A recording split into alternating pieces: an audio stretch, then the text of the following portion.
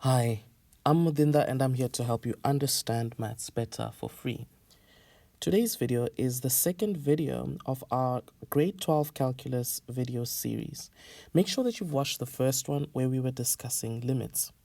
Today, we're talking about how to derive or how to find the first derivative using a method called first principles. Let's jump straight into it.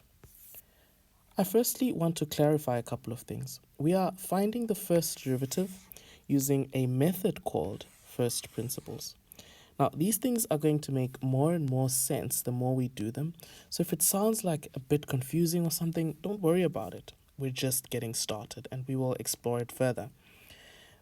We will be asked to find the first derivative of a function. That's usually annotated as f prime of x if the function is f of x. So if you've been given a function called f of x, its first derivative is annotated as f prime of x. Now, a first derivative or a derivative is a fundamental concept in calculus, and we will discuss it further in the next video. Finding the first derivative is sometimes called deriving. So we could either ask you to find the first derivative of a function, or we could ask you to derive a function. It means the same thing. Derive is the verb. And I promise we're not doing English, we're still doing maths. Especially if you're a fellow vendor person. I know my vendor people are brilliant at maths, but they usually really suck at English, which is completely fine because maths is a better indication of intelligence. So don't stress about it. But derive is a verb. It means finding the first derivative. And like I said, first principles is a method that we use to find the first derivative. Let's get into it using an illustrative examples. But actually, firstly, let's talk about the steps to doing it. There's this magic formula that tells us that f prime of x, the first derivative, is the limit as h approaches 0 of f of x plus h minus f of x, or divided by h. Now, don't stress yourself too much. It's going to make a lot of sense when we do examples in a second. But the steps to doing this is firstly to find f of x plus h. Then we're going to apply this formula. So in place of f of x plus h, we will substitute what we found for f of x plus h in the equation there. And we'll also substitute f of x for the f of x that we've been given. And then from there, it really is just a matter of doing the maths. It's a matter of simplifying. Let's look at our first illustrative example. Now, here's our first example. We're told here that f of x is equal to 2x. Determine f prime of x using first principles. All right, let's get into it. So we know that f of x is equal to 2x. And so like I said, the first step would be for us to find f of x plus h. If f of x is 2x, then f of x plus h is 2 into x plus h. Just replacing whatever was x there as x plus h. That's how we find f of x plus h.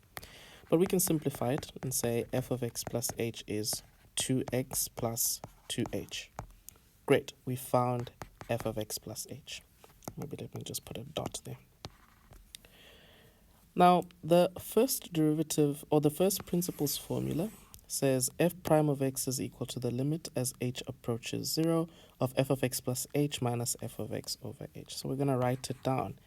F prime of x is equal to the limit as h approaches 0 of f of x plus h minus f of x, or divided by h. So what we're going to do now is we're going to replace this f of x plus h with 2x plus h, because that's what we found to be f of x plus h.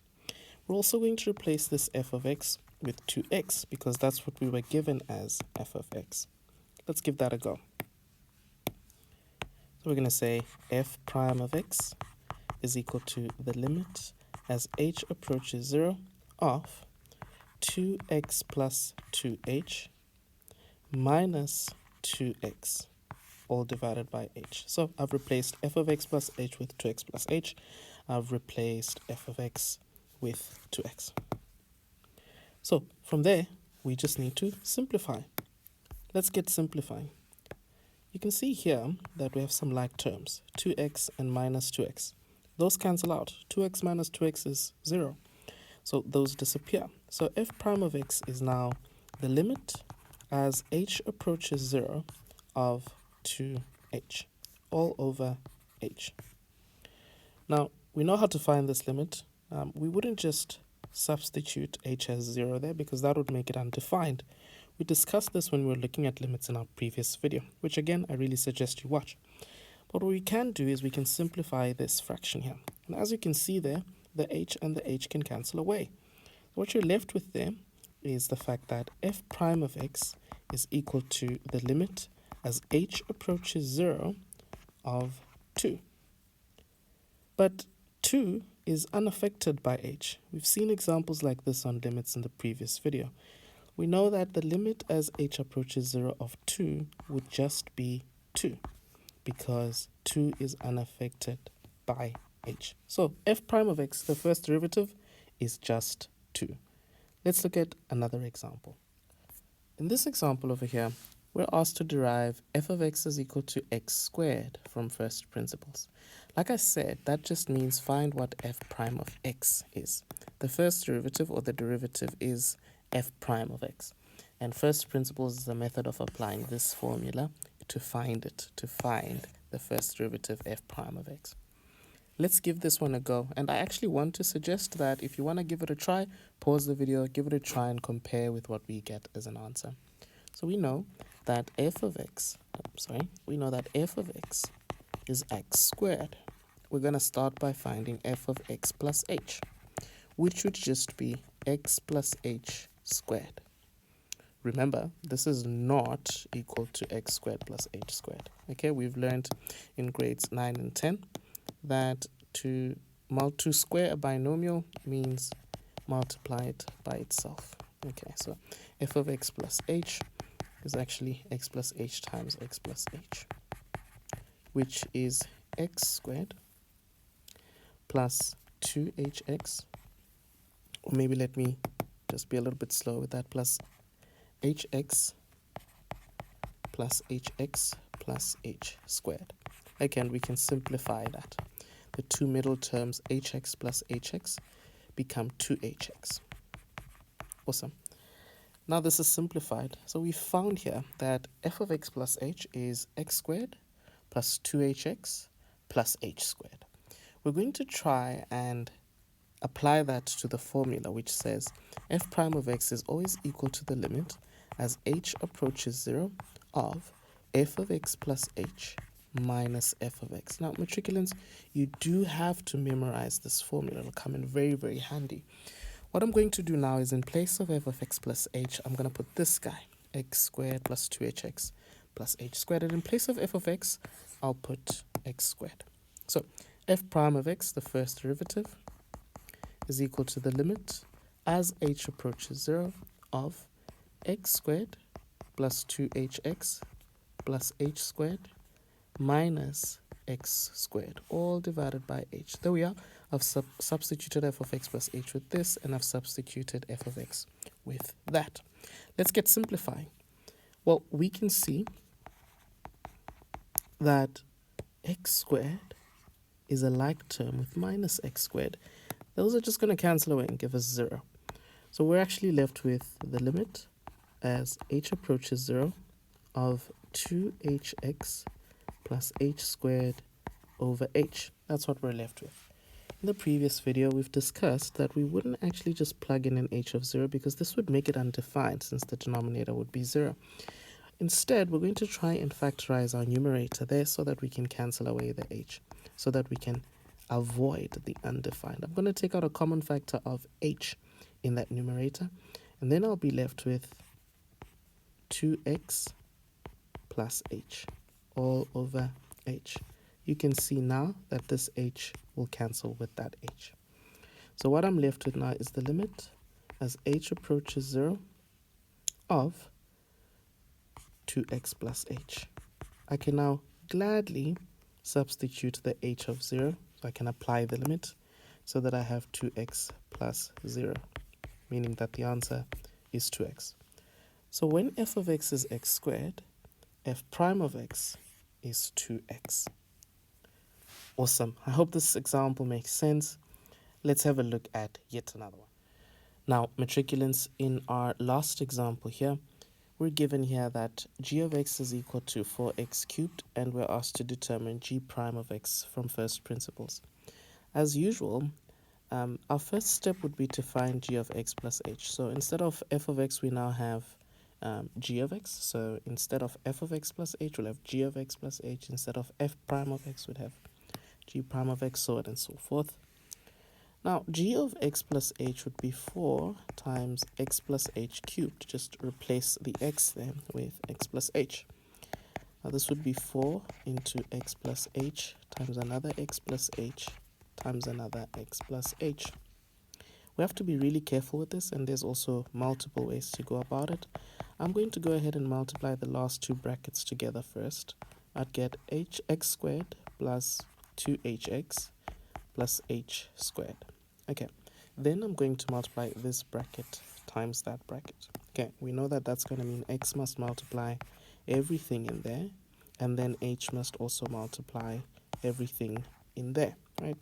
If you struggle with simplification, I would suggest that you watch the videos that we have on that, but that really is all we're doing here, right? We're just simplifying.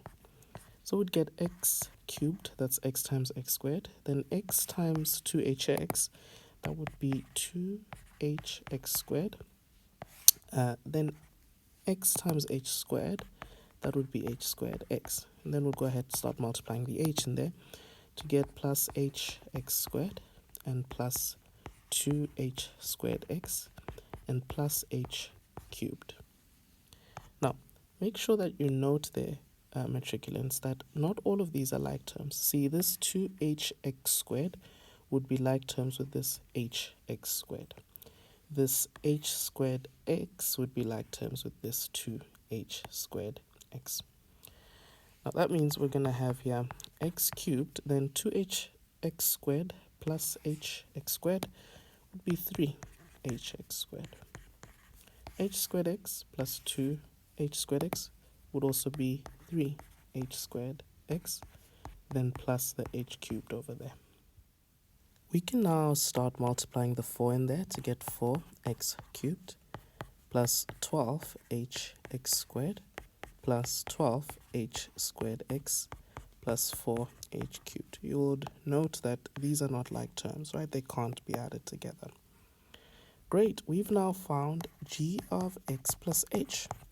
Now we know that to find g prime of x, the first derivative, we always take the limit as h approaches 0 of g of x plus h minus g of x, all divided by h.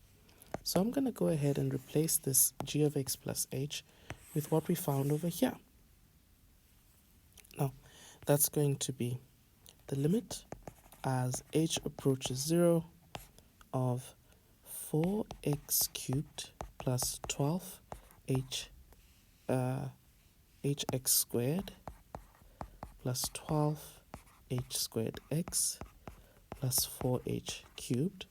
Then I must subtract g of x with what we've been given as g of x, which is 4x cubed. And this is all divided by h. Let's do some simplifying there. The 4x cubed and the 4x cubed will cancel away, right? They give us 0. So what would be left with them is the limit as h approaches 0 of 12hx squared plus 12h squared x plus 4h cubed, all divided by h.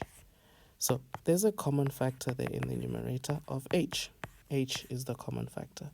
If you take h as a common factor, you'd be left with 12x squared plus 12hx plus 4h squared. And this is all divided by h. And now finally, this h can cancel away with that h.